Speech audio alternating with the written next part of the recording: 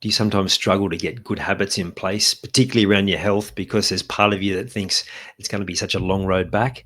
It's time to change the story. It's time to look at this from a completely different perspective. And today we're going to talk about exactly how you can do that. I'm Ian Hawkins, and this is Sport is Life. The purpose of sport, as I see it, is to see your vision become a reality. Find your voice, create strong connections, and learn to trust your body.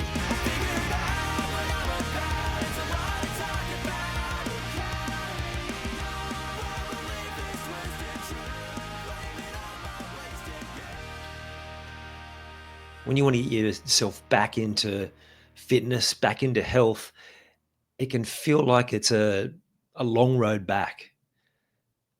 And you might have even heard people using that expression. You may have used it yourself, long road back to fitness.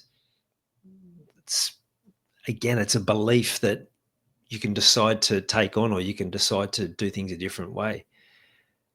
Because really, health, fitness, physically especially, but it applies to mental and emotional health as well, it's an ongoing process. Like, you're either getting better or you're getting worse. Like, there's no standing still. So it's not like you get yourself back to fitness and then everything's good and you can rest again. Just making something a habit, making it something that you do all the time, making it something that you do consistently. So rather than looking at your journey, no matter where you're up to, as a long road back, it's putting in place the habits that you need to be your best. And if you look at, like, from a physical fitness, and you're approaching your workouts with that idea that, it's a long road back and this is going to be hard. If you're serious about exercise, it's going to be hard. There's going to be times where you're pushing your body to different limits. Isn't that the point? So rather than looking at it as being a long road back, and what often happens, especially if you get to an older age, is comparing to where you were previously. It's just an unfair comparison, and it's not helpful. You're just comparing to where you were yesterday and trying to make that improvement. 2023, I did 103 runs for the year, and I felt amazing. And then the next year, I reached about half of that. And some of it was because I had some big projects on. Some of it was because I had some other challenges that I had to actually prioritize in terms of time. But mostly it was a case of me putting work as a priority before my health. And when it comes down to it, if everyone's honest about what's most important, work doesn't come in the top three. Of course, it's your own health, your relationships. If you're a parent, it's something to do with your children. Of course, they're going to be more important. But even like someone who knows this and teaches it, I still can allow that to unfold. So this year, back on track, getting the balance right. Not necessarily looking to run 100 times this year, but I'll be looking to certainly improve on where I was last year.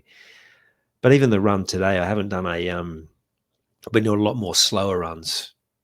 There's a bit of science behind that, but it's also because it's more enjoyable, and there's just getting that balance right.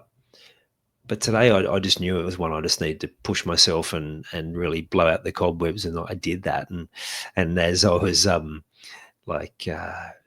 doing the best time that I was capable at the moment, which is a good 20 seconds a K slower than what I was doing probably 12 months ago, I had that thought around that long road back, and I had to catch myself, I had to check myself and just say, no, it's just where you're at the moment. It's a product of the habits you've been keeping. And so for you, wherever you're up to, your health is a product of the habits you've been keeping. And the good news is you can change them. You can start putting new habits in place. And one of the important things is to how you have that conversation in your head. If you're convincing yourself it's going to be a battle, it's going to be hard, it's going to be like, can I stay consistent? Well, yeah, it's going to be a challenge. But if you look at it like a a positive, okay, I'm putting these habits in place. This is who I'm going to be now. This is the things that I'm going to make sure I have. And you're a bit more playful and curious about what that future looks like, then that's what's going to set you up for getting those habits in place. Not by being hard on yourself. And yes, you want to maintain standards, and yes, you want to make sure that you are using some willpower and some drive to make sure you do what you need to do, but not from an aggressive perspective towards yourself, not from a beating yourself up if you get it wrong, not from a place of desperation, but from one of being able to guide yourself like you would if you were coaching someone.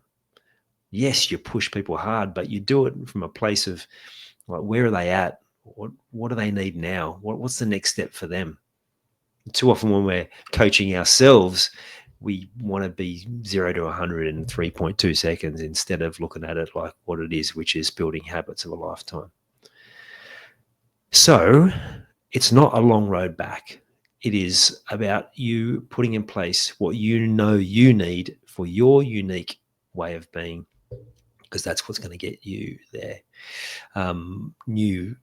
A new person has joined the game plan group this week, and they were just getting a feel for the Monday calls where we really talk about exactly that. Like what is the new habit you want to put in place? How did you go last week with the target that you set yourself, and just feeling their way, even a conversation after the group call had finished, just to see,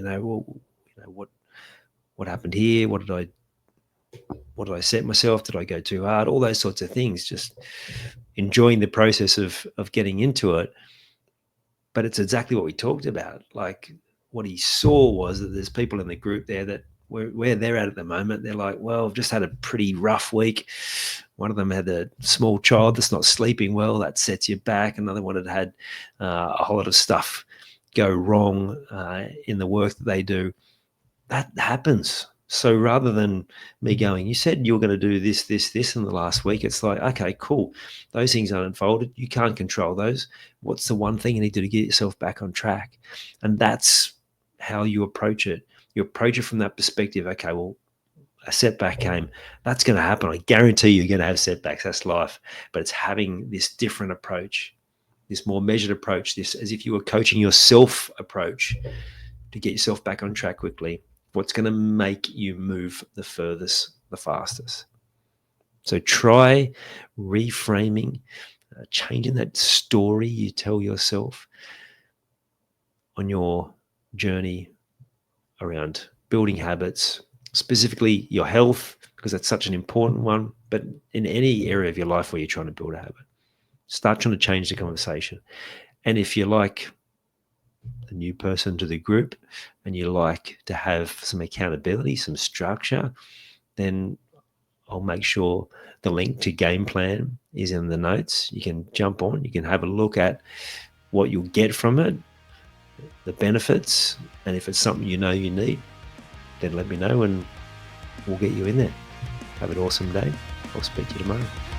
You've taken the time to listen to this whole episode. Now it's time to take action. Commit to one thing you've learned today and make it happen. And to avoid any obstructions, join the Sport is Life movement by clicking on the link in the show notes.